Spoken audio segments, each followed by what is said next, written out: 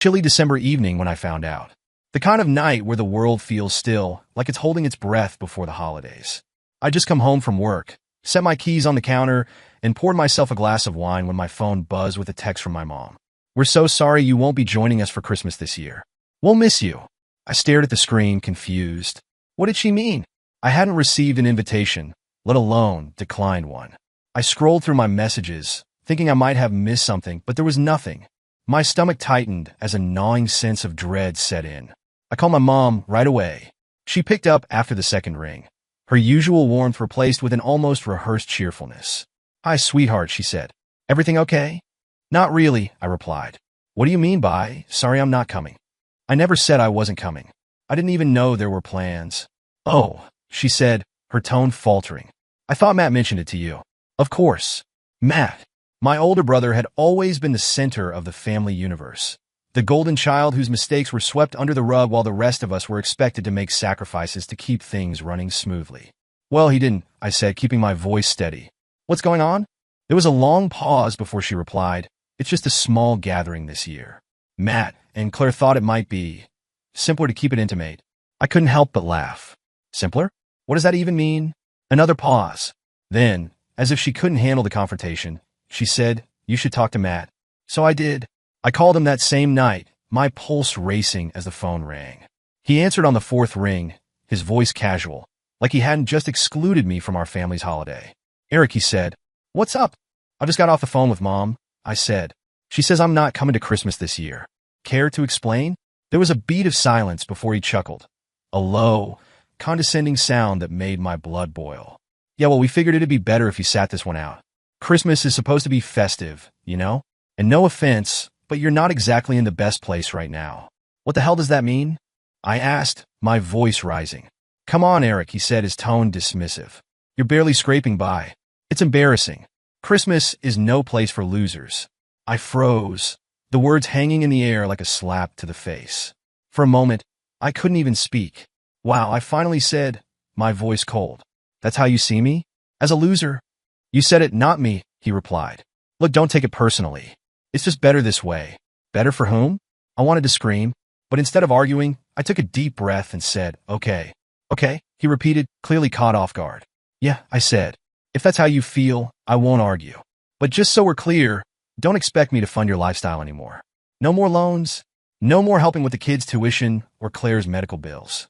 You're on your own." He laughed again, though this time it sounded nervous. "You're bluffing. You'll find out soon enough," I said, hanging up before he could respond. As I sat on my couch, staring at the blank TV screen, a mix of emotions surged through me. Anger, hurt, betrayal, all of it swirling in my chest. But underneath it all, there was something else, a strange sense of relief. For years, I'd been the family safety net, the one who swooped in to fix things whenever Matt screwed up.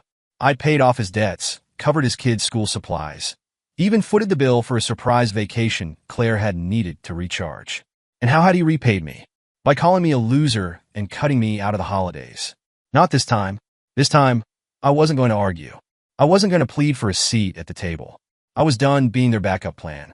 What happens when the person you've always relied on suddenly stops playing the role you've assigned them? Would Matt realize what he'd lost?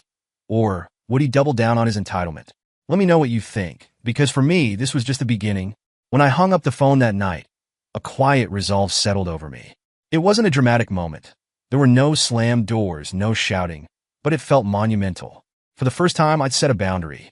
And not just any boundary, a firm, unshakable line that I had no intention of crossing. Matt probably thought I was bluffing. For years, he'd relied on my unwillingness to let anyone down. Every time he asked for money, whether it was for the kids' tuition, Claire's dental surgery, or the overdue electric bill, I'd given in, convincing myself it was for the family. But the truth was, I'd been enabling him. And now it was time to stop. The first month after that call passed without much noise. I didn't hear from Matt, and I didn't reach out. Christmas came and went, a strange, quiet day that I spent with a couple of friends instead of my family.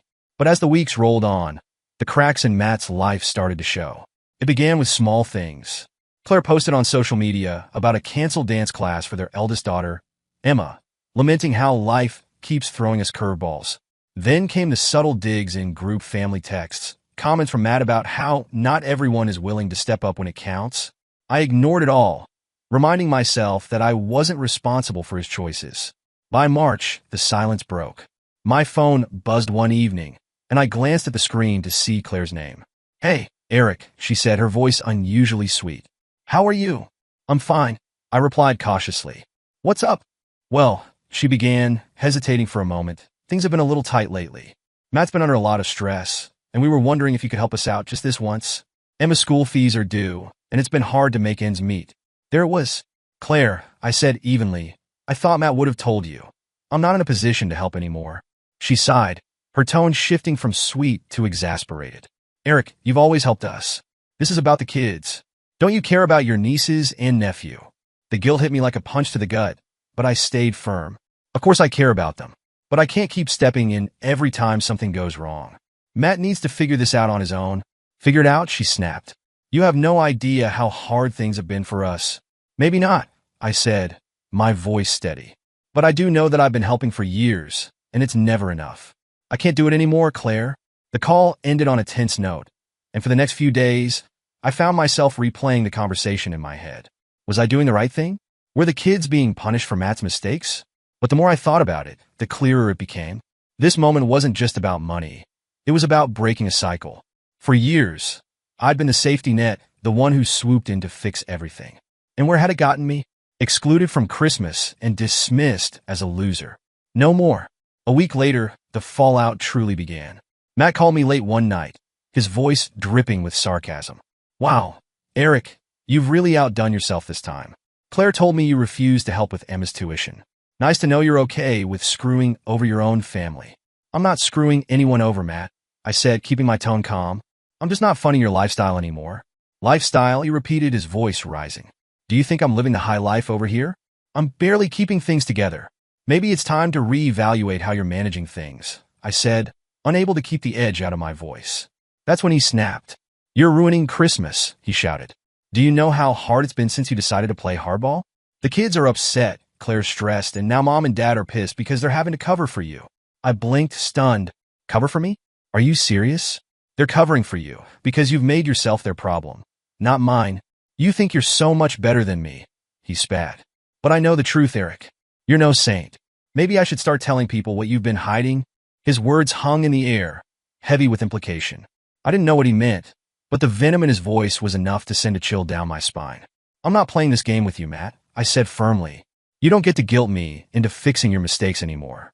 Grow up." And with that, I hung up. How far would someone go when they feel like they've lost control? Matt's threats left me shaken, but I knew one thing for sure. I wasn't backing down. "What do you think? Would you stand firm?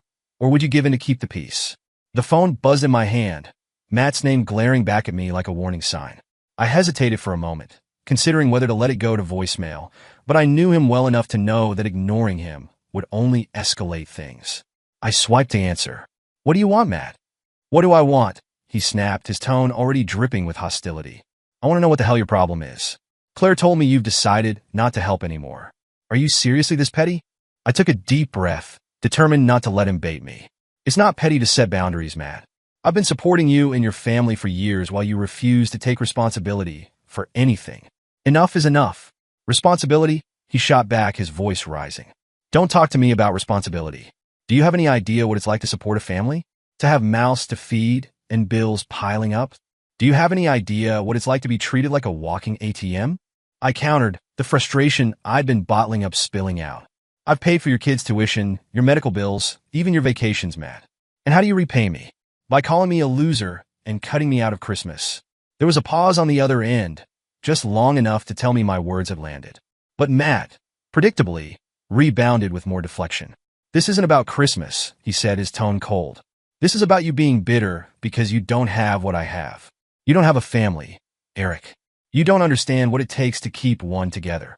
His words hit like a punch to the gut, but they also lit a fire in me. "You think I'm jealous of you?" I said, my voice trembling with both anger and disbelief. "Jealous of what, Matt? The constant chaos?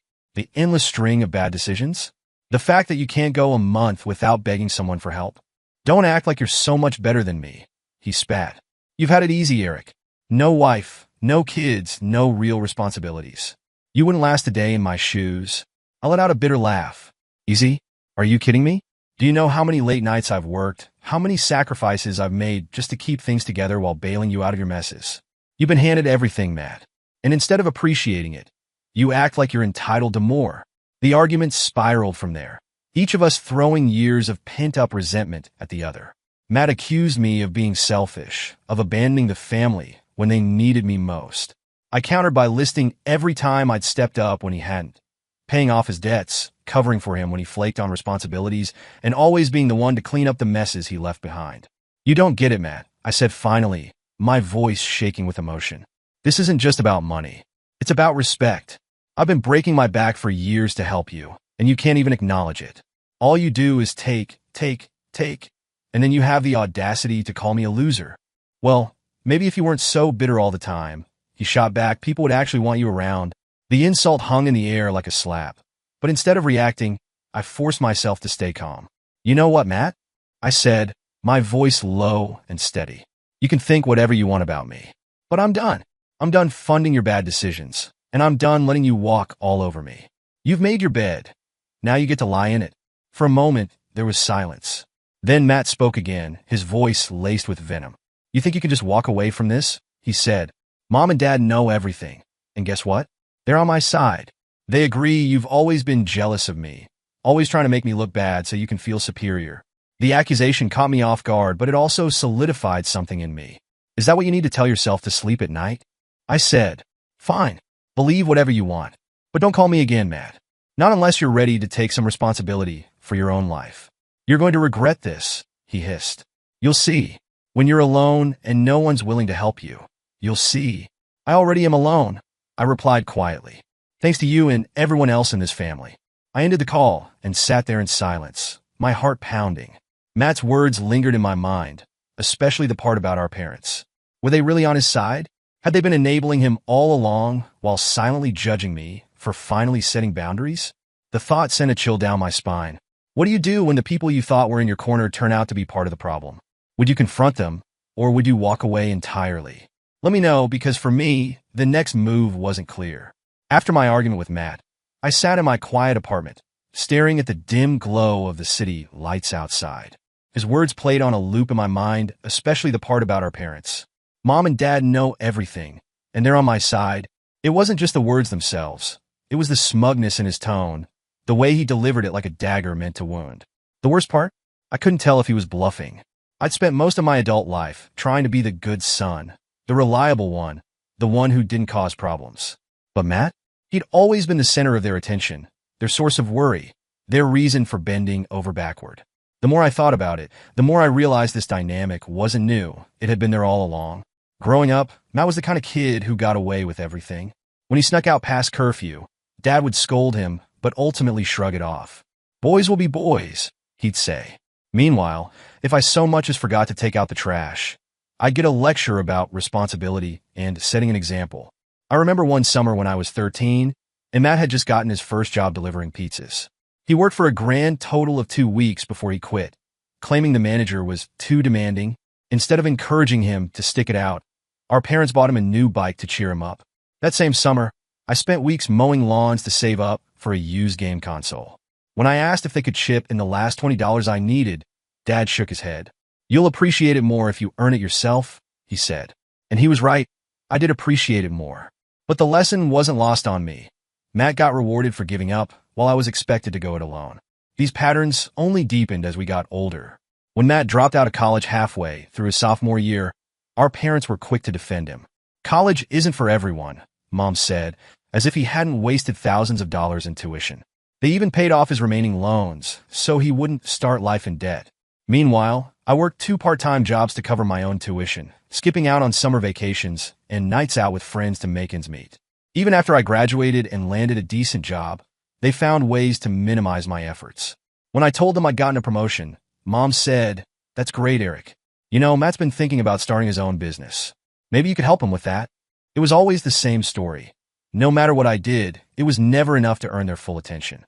The most blatant example of their favoritism came a few years ago, during one of Matt's many financial crises.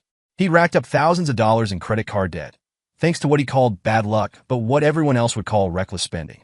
I still remember the conversation with Mom when she asked if I could help him out. Eric, she'd said, her voice soft and pleading, you've always been so responsible with your money.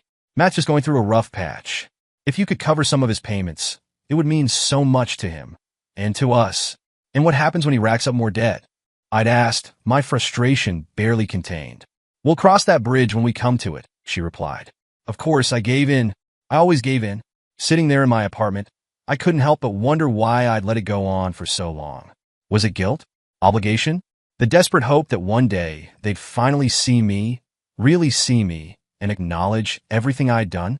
But as I replayed the years of sacrifice, the constant stream of Matt needs this and Matt needs that, I realized something. It had never been about me.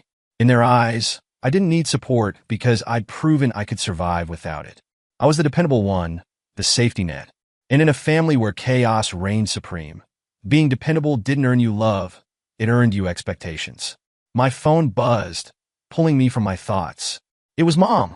For a moment, I considered letting it ring, but something compelled me to pick up. Eric, she said, her voice hesitant. Can we talk? I think we need to work through some things. Her tone was soft, almost apologetic, but I couldn't shake the feeling that she was gearing up to defend Matt again. What do you do when the people who are supposed to love you keep asking for more without giving anything in return? Would you hear them out? Or would you finally walk away? Let me know, because for me, the decision wasn't as simple as it should have been. I agreed to meet Mom at a small cafe in town. It was one of those places that tried to be cozy, but felt just a little too polished to be authentic, like it was designed for Instagram rather than comfort. She was already there when I arrived, seated at a corner table with a latte in front of her. She looked up as I approached, giving me a tentative smile. Hi, Eric, she said, her voice soft, almost cautious. Hey, Mom, I replied, sliding into the seat across from her. For a moment, neither of us spoke. I fiddled with the corner of the menu, and she took a sip of her latte, clearly trying to find the right way to start. So, she said finally, how have you been? Busy, I said flatly. Work's been hectic, but manageable. You? Oh, she said with a nervous laugh. Keeping busy. Your father's been working on the backyard again. He's decided we need a new patio. Sounds nice, I said, my tone neutral. I wasn't here to talk about patios. Another awkward pause settled between us before she sighed and set her cup down. Eric, I'm glad you agreed to meet, she said. I've been thinking a lot about what's been happening between you and Matt. I know things have gotten tense. Tense is one way to put it, I said, leaning back in my chair. I'd say it's more like a breaking point. Her face fell, but she nodded. I understand why you're upset, she said. And I know we haven't handled things perfectly. But you have to understand, we were just trying to keep the peace. I couldn't help but laugh, though there was no humor in it. Keep the peace? I repeated. Is that what you call enabling him for years while expecting me to pick up the slack? She flinched at my words but didn't deny them. Eric, she said carefully, it's not as simple as you're making it out to be. Matt's always needed more support. You know that. He's struggled in ways you haven't. Because he's never had to face the consequences of his actions, I shot back. Every time he screws up, you and Dad are there to bail him out. And when you can't, you turn to me. Do you have any idea how exhausting that is? To always be the one who's expected to fix things. Her eyes filled with tears, and for a moment, I thought she might actually apologize. But instead, she said, we never meant to put that burden on you, Eric. We didn't want to see Matt fail. And what about me? I asked, my voice rising slightly. Did you ever stop to think about what this dynamic has done to me? The resentment it's caused? The way it's made me feel like I'm not as important as he is? Of course you're important, she said quickly. We're so proud of everything you've accomplished. Then why doesn't it feel like it? I asked. Why is it that no matter what I do, it's never enough to earn the same attention or support that Matt gets for doing nothing? She didn't have an answer, and for a long moment, we just sat there, the weight of my words hanging in the air. Finally, she reached across the table, placing her hand on mine. Eric, she said softly, I know we've made mistakes, and I'm sorry if we've made you feel this way. But Matt's family is struggling right now. The kids don't deserve to suffer because of this. I pulled my hand away, shaking my head. Don't do that, I said. Don't use the kids to guilt me into fixing his problems. I love my nieces and nephew, but I can't keep enabling Matt. It's not helping him, and it's definitely not helping me. Her face crumpled, and I felt a pang of guilt, but I pushed it aside. Eric, she said, her voice trembling, he's your brother. Family takes care of each other. I've been taking care of him my whole life, I said firmly. And look where it's gotten us. He doesn't respect me. You don't respect me. All I'm asking for is to not be treated like a doormat anymore.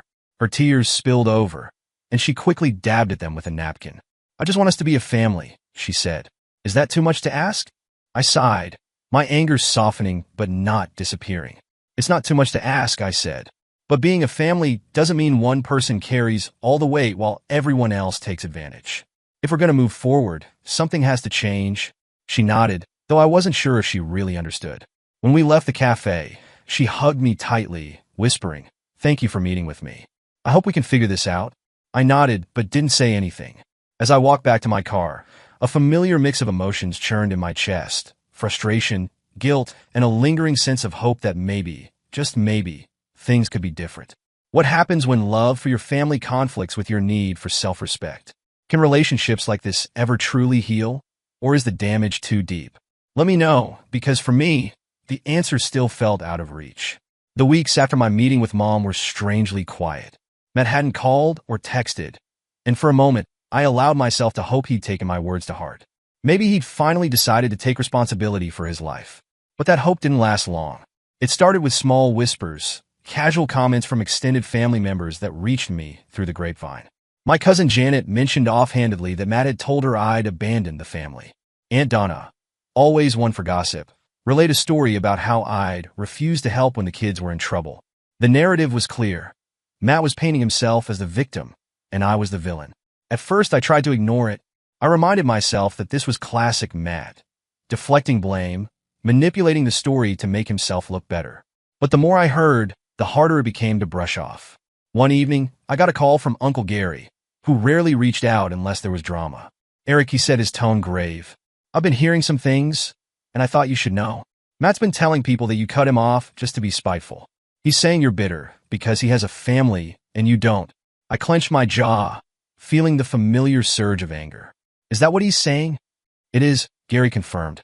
"Look, I don't want to get in the middle of this, but I thought you deserved to know. You might want to set the record straight." "Thanks for letting me know," I said, though my voice sounded distant even to my own ears. When the call ended, I sat there, staring at my phone. A part of me wanted to blast Matt for the lies, to call every relative and tell them the truth about who he was and what he'd done. But another part of me, the part that had been dealing with Matt's antics for decades, knew it wouldn't make a difference. Meanwhile, Matt's financial situation continued to deteriorate. I knew from Mom that he'd finally swallowed his pride and asked our parents for help. They'd agreed, of course, though their savings weren't nearly enough to cover everything. "Your father and I have been trying to help where we can," Mom said during one of our occasional phone calls. "But it's not easy. He's in a deep hole, Eric." I bit back the urge to remind her that I wasn't the one who dug that hole. Instead, I said, "Maybe this is what he needs. If he can't rely on other people to bail him out, maybe he'll finally make some changes." "I hope so," she said softly. But the doubt in her voice was hard to miss. Despite my resolve to stand firm, the guilt never fully went away. It wasn't Matt I worried about. He'd made his bed, and I had no problem letting him lie in it. But his kids were a different story. Emma, Sophie, and little Jack hadn't asked for any of this. They didn't deserve to bear the brunt of their father's mistakes. Some nights, I lay awake wondering if I was being too harsh. Was I punishing innocent children because I was tired of enabling their father? But then I'd think about all the years I'd spent cleaning up Matt's messes, and the anger would come rushing back. I wasn't responsible for fixing what he'd broken. And maybe, just maybe, this was the wake-up call he needed.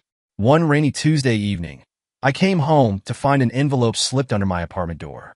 My name was scrawled on the front in a handwriting I recognized immediately: Claire's. I hesitated, my fingers hovering over the edge of the envelope. Whatever was inside, it wasn't going to be good. But curiosity got the better of me, and I opened it. "Dear Eric, I know you're angry with Matt, and I can't say I blame you. He's made a lot of mistakes, and I'm not here to defend him. But I'm writing to you because I don't know what else to do. Things have gotten worse, much worse, and I'm scared for the kids. What you don't know is that Matt's been gambling. That's why we're in this mess. He's been lying to me for years about where the money was going, and now we're so far under that I don't know how to get out. He's promised to stop, but I don't know if I can believe him anymore. I'm not asking you to give him money. I know that's not fair to you. But if there's anything you can do to help the kids, even just a little, it would mean the world to me. They're innocent in all of this, Eric. Please don't let them suffer for his mistakes. Sincerely, Claire. My hands shook as I finished reading. The weight of her words pressed down on me, making it hard to breathe. Gambling? That was new even for Matt. I sat down, the letter still in my hand, and stared at the wall. For years, I thought I'd seen the worst of him, but this was something else entirely. What do you do when someone's lies and mistakes threaten to destroy more than just their own life? Would you step in to protect the innocent, or would you let them face the consequences alone? Let me know, because for me, the choice wasn't as clear as I wanted it to be. Claire's letter sat on my desk for 3 days before I decided what to do. The words haunted me. He's been gambling. The kids are innocent. I don't know how to get out. I knew I couldn't ignore it. But I also knew this couldn't just be another cycle of me swooping in to fix things while Matt carried on as usual. This time, there needed to be a reckoning, a real one. So, I called Claire. "Eric," she said, her voice cracking as soon as she answered. "I didn't think you'd respond." "I got your letter," I said. "We need to talk. In person." She hesitated. "Are you sure? I don't want to drag you into this." "It's too late for that," I replied. "I've been in the middle of this for years. Let's meet tomorrow. Just you and me." The next afternoon, we met at a quiet park. Claire looked exhausted, dark circles under her eyes, her hair pulled back in a way that seemed more about convenience than style. She hugged herself against the chill as she approached, her expression a mix of guilt and desperation. "Thank you for meeting me," she said, sitting on the bench beside me. "I need to know everything," I said, skipping the pleasantries. "All of it." She nodded, took a deep breath, and began. "It started years ago, not long after Matt and Claire got married. At first, it was small, sports bets with friends, the occasional night at a casino. But over time, it spiraled. He always said he had it under control," Claire explained, her voice trembling. "That it was just for fun, that it wasn't a problem. But then the credit card bills started piling up, and I realized he was lying. He wasn't just gambling our money. He was gambling the money you sent, too." I clenched my fists, anger bubbling beneath the surface. "I tried to confront him," she continued. "He promised to stop, and for a while I thought he had. But now, I don't know what to believe anymore. The debt keeps growing, and I don't know how to protect the kids from this." Her eyes filled with tears, and she wiped them away quickly. "I hate asking for your help, Eric, but I don't know what else to do. He won't listen to me." I sat there for a moment, processing everything she'd said. "You should have told me sooner," I said finally, my voice tight. "I know," she whispered, "but I didn't want to make things worse." "Worse?" I repeated, shaking my head. "Claire, he's been gambling away money I sent to help your family. He's been lying to you, to me, to everyone. How much worse can it get?" She didn't answer, and I let out a long breath, trying to steady myself. "I'm going to talk to him," I said. "He can't keep running from this." That evening, I drove to Matt's house. My hands gripped the steering wheel so tightly that my knuckles turned white. I wasn't sure what I'd say when I saw him, but I knew this couldn't be another passive conversation. When I knocked on the door, Matt opened it with a surprised look. "Eric," he said, his tone cautious. "What are you doing here?" "We need to talk," I said, pushing past him into the living room. Claire must have told him I knew, because the moment we sat down, his defenses went up. "Look, if this is about Claire's letter." "It is," I interrupted, my voice cold. "I know everything, Matt. About the gambling. About the lies. About how you've been burning through the money I sent to help your family."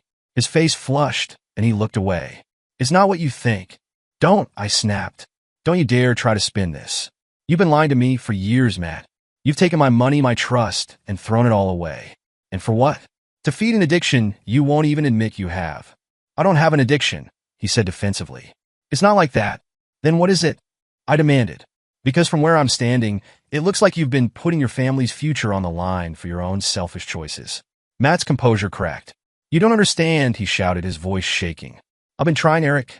I've been trying to make things work, but nothing I do is ever enough. Do you know what it's like to feel like a failure every single day?" His words stopped me in my tracks. "Do you know what it's like to look at your kids and see the disappointment in their eyes? To know that no matter how hard you try, you're just not good enough?" His voice broke, and he buried his face in his hands. For a moment, I saw a side of Matt I'd never seen before, raw, vulnerable, and utterly defeated. But then he looked up, and the fire in his eyes returned. "None of this would have happened if you just kept helping," he said bitterly. "You're supposed to be my brother, Eric. Family doesn't abandon family. And family doesn't use each other as a crutch," I shot back. "I've been helping you my whole life, Matt, and it's never enough. You don't need help. You need accountability. Until you're ready to take responsibility for your choices. I'm done.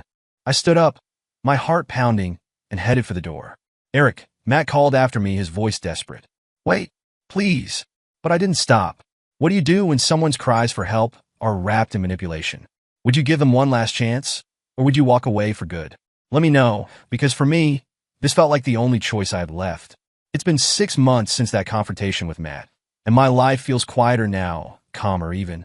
There are no late-night phone calls asking for money, no guilt-laden texts from mom about how I could be more understanding, no endless cycle of giving and resentment. I've stopped waiting for the other shoe to drop, and for the first time in years, I feel like I can breathe. The decision to cut ties wasn't easy, but it was necessary. In the weeks following our argument, I stuck to my boundary, even as the fallout spread. Mom called frequently, her tone a mix of guilt and pleading. Eric, can't you just sit down with Matt again? He's really struggling. I've already said everything I need to say, I'd reply. It's up to him now. Dad was quieter, but when he did speak, it was usually to defend Matt. He's under a lot of pressure, he told me once. You don't know what it's like to carry the weight of a family. It took everything in me not to remind him that I'd been carrying Matt's weight for years while they looked the other way. My relationship with my parents hasn't been the same since. We still talk occasionally, but the warmth that used to be there, however superficial, feels dimmed. They still make excuses for Matt, still try to rationalize his behavior, as though he's some misunderstood victim of circumstance. At first, their denial infuriated me. But over time, I've come to accept that they'll never see things the way I do. They've invested too much in the narrative of Matt as the one who needs saving. To admit otherwise would mean acknowledging their own role in enabling him. And that's a bridge they're not willing to cross. As for Matt, I haven't heard from him since that night. Every now and then, I wonder how he's doing. Has he finally taken responsibility for his actions? Has he found a way to fix the mess he created? Or is he still looking for someone to blame, someone to rescue him? I don't have the answers, and I've stopped chasing them. The biggest surprise came a few days ago, in the form of an envelope with Claire's handwriting on it. I hesitated before opening it, half expecting another plea for help. But what I found wasn't what I expected. Dear Eric, I've been thinking a lot about what happened, and I feel like I owe you an apology. I know Matt's behavior has put an unfair burden on you, and I'm sorry for the role I played in enabling it. I should have spoken up sooner, but I was scared of what would happen if I rocked the boat, scared of admitting how bad things really were. Your decision to stand up to Matt was the wake-up call I needed. For years, I convinced myself that things would get better if I just waited it out, but they never did. After your confrontation, I finally realized that Matt isn't going to change unless he's forced to face the consequences of his actions. I want you to know that I've left him. It wasn't an easy decision, but it was the right one for me and the kids. We're staying with my sister for now, while I figure out the next steps, but I feel hopeful for the first time in a long time. Thank you, Eric. Thank you for standing up to him when I couldn't. Thank you for showing me that it's okay to demand better. Sincerely, Claire. I read the letter 3 times, each time feeling a little lighter. Claire's words weren't just an acknowledgement of everything I'd endured. They were proof that my decision to step back had made a difference. It hadn't been about punishing Matt or abandoning the family. It had been about breaking a toxic cycle, and for Claire and the kids, it seemed to have worked. As I sit here now, reflecting on everything that's happened, I feel a strange mix of emotions, relief, sadness, and most of all, peace. For years, I thought being a good brother, a good son, meant sacrificing my own happiness to keep the family together. But now I see that real love isn't about enabling someone's worst behavior. Sometimes love means walking away. Is family worth sacrificing your peace of mind? Or are some bonds better left broken? I don't have all the answers, but I do know this. Letting go doesn't mean you stop caring. It means you care enough about yourself to stop the hurt. What do you think? Would you have done the same? Or would you have tried one more time to make it work? Let me know, because for me, this was the hardest decision I've ever made, but also the most freeing.